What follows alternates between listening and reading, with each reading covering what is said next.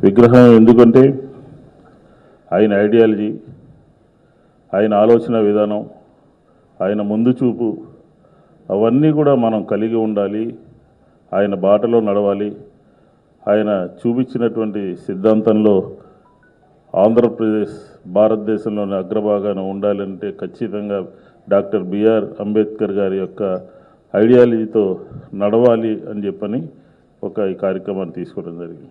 ఈరోజు తీసుకున్నటువంటి 3 సబ్జెక్ట్స్ చూస్తే విద్య కానీ, సామాజిక న్యాయం, అలాగే ఫెటర్నిటీ, ఇవన్నీ కూడా ఆంధ్ర రాష్ట్రంలో ఈ విగ్రహావిష్కరణకు ముందే ఆంధ్రప్రదేశ్లో బిఆర్ అంబేద్కర్ గారి యొక్క ఇజాన్ని ముందుకు తీసుకెళ్తూ సంపూర్ణంగా ఆయా రంగాల్లో ప్రగతిని సాధించినటువంటి రాష్ట్రం జగన్మోహన్ రెడ్డి గారి ప్రభుత్వం ఆంధ్రప్రదేశ్లో నడుస్తూ ఉందని చెప్పిన సందర్భంగా మనం చేసుకుంటాను.